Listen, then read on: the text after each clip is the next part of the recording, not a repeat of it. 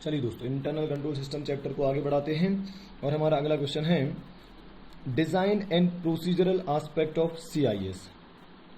मतलब computerised information system जो होता है उसके डिजाइन के बारे में आपको कुछ बताना है, बहुत ध्यान से सुनना।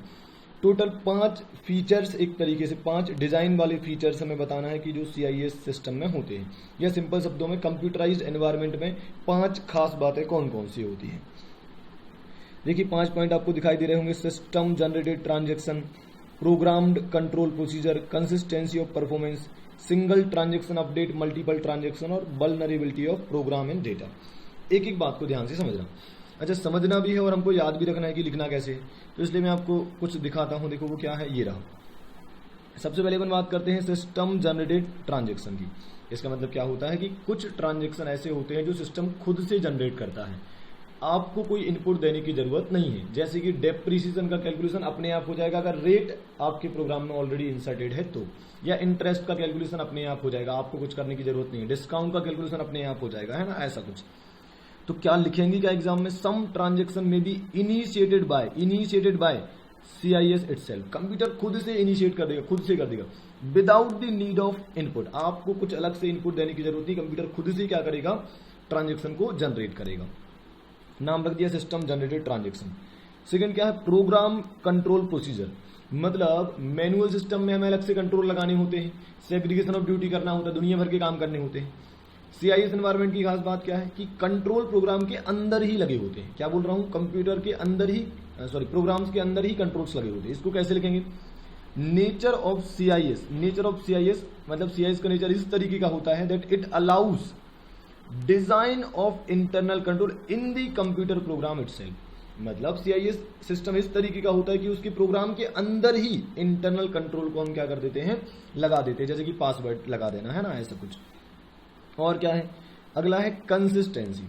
कंसिस्टेंसी मतलब सीआईएस की खास बात है कि वो जो भी काम करता है ना वो वही बार बार करता है। जैसे आप कैलकुलेटर पे भी 2 + 2 करेंगे तो हर बार 4 ही आएगा, कभी 5 नहीं आएगा। इसका मतलब एरर नहीं करता है, वो बार बार क्या करता है, वही करता है जिस तरीके से उसको प्रोग्राम किया गया है ना। सो देखो क्या लिखेंगे, क्या, CIS function exactly as program. वैसे ही फंक्शन करता है जैसे उसको प्रोग्राम करा गया है। और प्लस ये क्या होता है, मोर रिलायबल होता है देन मैनुअल सिस्टम। फिर देखो क्या लिखा है, single transaction update, multiple transaction, multiple database. अगर आपने एक एंट्री पास करा, आप टैली में भी एक एंट्री पास करते हो तो क्या होता है, पूरा जहां जहां भी अपडेशन होना सब जगह हो जाएगा, पूरा बैलेंस शीट तक इफेक्ट चला जाता है ना। तो इसको लिखेंगे कैसे, single input to accounting system में automatically update all records related with that transaction. All record अपने आप अपडेट हो जाएंगे एक ट्रांजेक्शन का इनपुट डालने पर, है ना। ओके, फिर क्या लिखा है, vulnerability of data in program. अभी इस एक रिस्क भी होता है, इतनी सारी अच्छाइयां हैं तो कुछ बुराई भी होगी। बुराई क्या है कि आपका जो डेटा और प्रोग्राम होता है वो कहीं ना कहीं स्टोर काय में होता है, पोर्टेबल डिवाइसेस में, जैसे कि मैग्नेटिक डिस्क या टेप्स वगैरह में। तो हो सकता है वो चोरी हो जाए या कोई एक्सीडेंटल डिस्ट्रक्शन वगैरह कुछ हो जाए, है ना। तो बहुत ध्यान से सुन लेना, ये क्वेश्चन अगर एग्जाम में आया तो हम 4 में से 4 ला सकते हैं बहुत आराम से। पर एक प्रॉब्लम ये हो सकती है कि हो सकता है हम भूल जाएं, हमें 5 में से 2 ही पॉइंट याद आए। तो उसको याद रखने का एक तरीका है, आपको यूज करना है तो करिए, मेरा काम है बताना, मैं बता देता हूं। देखिए मैं क्या बोल रहा हूं, यदि हम ट्रांजेक्शन्स पर कंट्रोल प्रोसीजर, एकदम सीक्वेंस, लॉजिकल सीक्वेंस है ना, तो यदि हम ट्रांजेक्शन्स पर कंट्रोल प्रोसीजर कंसिस्टेंसी के साथ लगाते हैं तो सिंगल ट्रांजेक्शन में भी वल्नरेबिलिटी नहीं रहेगी। सिंपल सी बात है यार, अगर आप ट्रांजेक्शन पे कंट्रोल कंसिस्टेंसी के साथ लगातार लगाते रहोगे तो एक सिंगल ट्रांजेक्शन में भी कोई वल्नरेबिलिटी नहीं होगी। अब देख लो आप, सिस्टम से ट्रांजेक्शन से क्या बन जाएगा, सिस्टम जनरेटेड ट्रांजेक्शन। कंट्रोल से क्या बन जाएगा, कंट्रोल प्रोसीजर से प्रोग्राम कंट्रोल प्रोसीजर।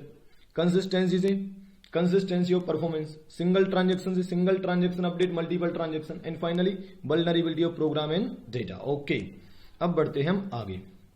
हमारा अगला क्वेश्चन है एप्लीकेबिलिटी ऑफ इंटरनल ऑडिट। मतलब किन पर इंटरनल ऑडिट अप्लाई होता है, किन पर नहीं होता है। क्या सारी कंपनीज पर इंटरनल ऑडिट अप्लाई होता है, मतलब क्या सारी कंपनीज को इंटरनल ऑडिट करवाना पड़ेगा, जवाब है नहीं।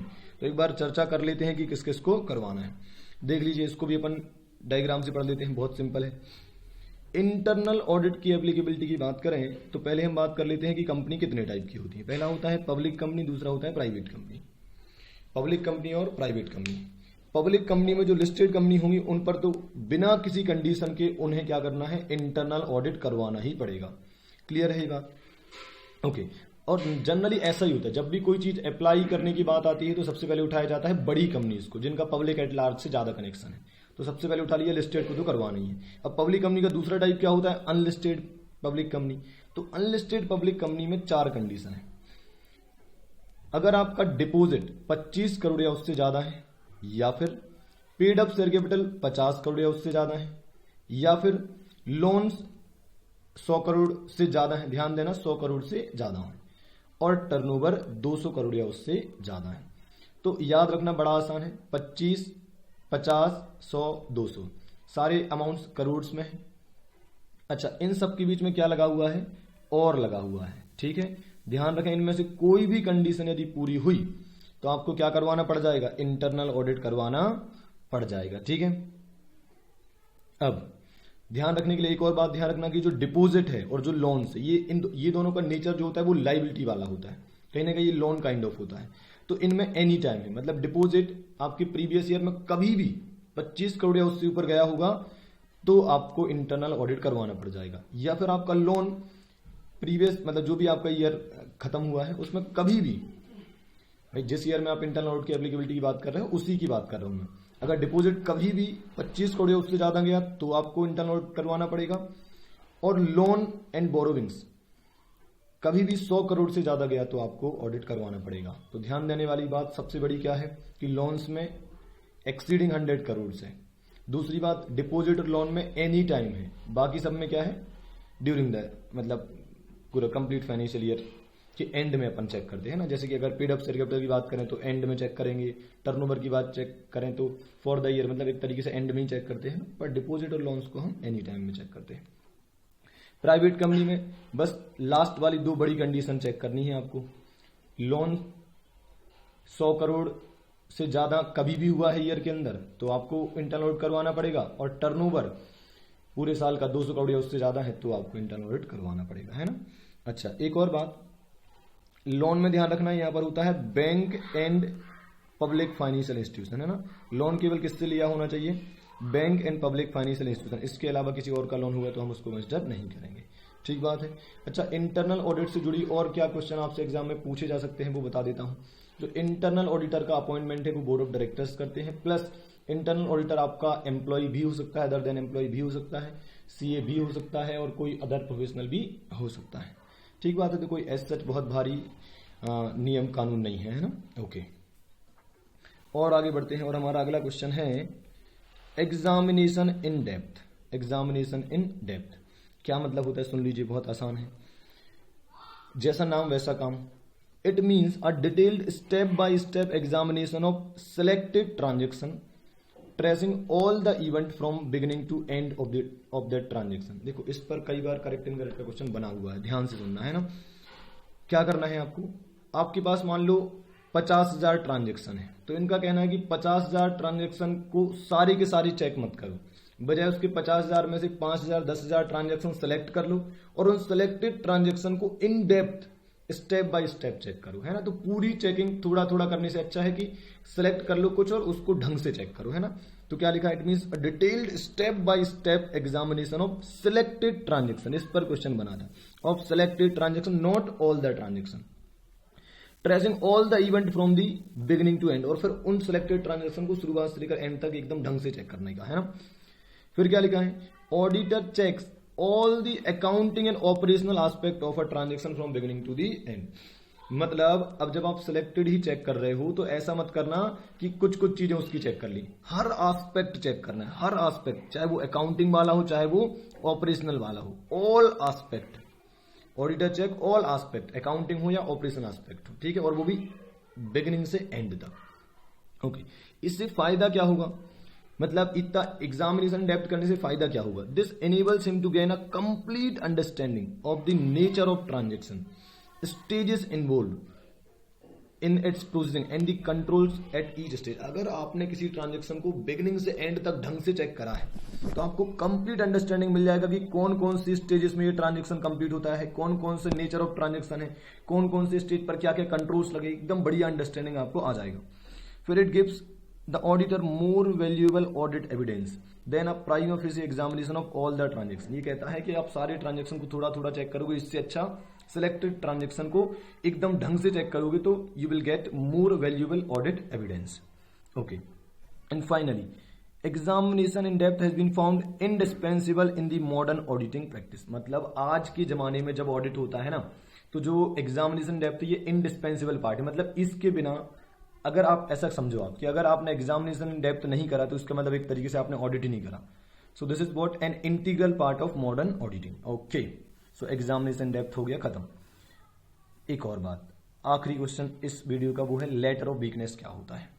तो लेटर ऑफ वीकनेस पहले समझ लीजिए। सिंपल, ऑडिटर जब ऑडिट करता है तो वो क्या करता है, पहले लगाता है वो कंप्लायंस प्रोसीजर और फिर लगाता है वो सब्सटेंटिव प्रोसीजर।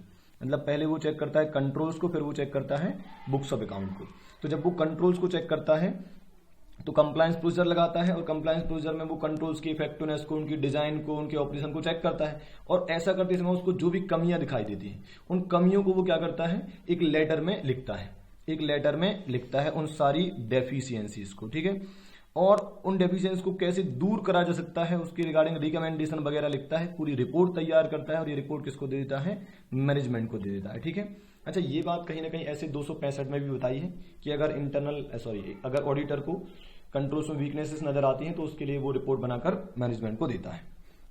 अब एक बार रीड करके देख लेते हैं। The auditor does compliance procedure to ascertain that internal control system exist, work effectively, work continuously. मतलब सबसे मेन शब्द क्या आना चाहिए, लेटर ऑफ वीकनेस कौन बनाता है, ऑडिटर बनाता है। कौन बनाता है, ऑडिटर बनाता है। किसको देता है, मैनेजमेंट को देता है। उस लेटर में लिखता क्या है कि इंटरनल कंट्रोल की वीकनेसेस क्या है। ये कहां से पता चलेगा, कंप्लायंस प्रोसीजर लगाने से पता चलेगा, है ना, टेस्ट ऑफ कंट्रोल भी जिसे हम बोलते हैं। और इससे कितनी चीजें पता चलेंगी, 3 चीजें। इंटरनल कंट्रोल एग्जिस्ट करता है कि नहीं करता है, वर्क करता है कि नहीं करता है, और पूरे साल भर करता है कि नहीं करता है, ठीक है। फिर क्या लिखा है, when he comes across any weakness in the control point. अगर उसे कोई वीकनेस नजर आती है तो वो क्या करता है, ही इशूज लेटर ऑफ वीकनेस। इसका मतलब क्या है, क्या हर केस में लेटर ऑफ वीकनेस होगा, नो नो नो। केवल कब लेटर ऑफ वीकनेस होगा, अगर ऑडिटर को कंट्रोल प्रोसीजर कंट्रोल चेक करते समय कोई वीकनेस मिलती है केवल तो ही लेटर ऑफ वीकनेस होगा। So if he comes across any weakness then only he will issue letter of weakness. फिर क्या है, letter of weakness is a report issued by the auditor stating the weakness in the internal control system, ठीक है। Report है जिसमें weaknesses लिखी होती है इंटरनल कंट्रोल सिस्टम की। फिर इसके अंदर और क्या होता है, it also suggest measure by which the weaknesses in the system can be corrected. अच्छा, ऑडिटर कभी भी केवल कमियां नहीं बताता, साथ में रिकमेंडेशन भी देता है ना, रिकमेंडेटरी मेजर बताता है कैसे इनको ठीक कर सकते हैं कमियों को, है ना। फिर lapses in operation of control to are reported in communication of weakness. Lapses in operation of control मतलब आपने ये तो बोल दिया कि कंट्रोल में कमी है, आपने बोल दिया परचेज पे जो कंट्रोल लगाया गया वो अच्छे नहीं है, वो उनमें कमियां है। इसके साथ में आपको ये भी बताना कि उसमें लैप्सेस क्या है, मतलब कमी क्या है। जैसे कि टेंडर्स नहीं बुलाए जाते हैं या क्या करते हैं, मतलब या ऑथराइज नहीं होता है परचेज ट्रांजेक्शन, क्या प्रॉब्लम क्या है वो भी बता दे। So lapses in operation of internal control are also reported in the communication of weakness. और फाइनली आखिरी point, the auditor report such weakness in design and operation of internal control as have come to notice of auditor during his auditing। सबसे main बात यह है कि auditor केवल वही weakness, केवल सच वीकनेस जो उसको मिली है। इसका मतलब क्या, मैनेजमेंट ऐसा कह सकता है ऑडिटर से कि आपने तो हमारे यहाँ तो 100 कमियां थी, आपने तो केवल 60 ही बताई। ऑडिटर कह के भाई साहब ऐसा है कि ऑडिट करते समय हमें जो कमियां मिलेंगी, हमारा काम है केवल वो कमियां बताना। हम यहाँ केवल इंटरनल कंट्रोल चेक करने नहीं आए, हम तो ऑडिट करने आए थे अपनी बुक्स ऑफ अकाउंट का। वो तो हमने अपने पर्पस के लिए इंटरनल कंट्रोल को चेक करा था, तो हमें जो कमियां मिली वो हमने बता दी। हर कमी हम बताएंगे ये उम्मीद मत करना। सो ये था हमारा लेटर ऑफ वीकनेस। ओके।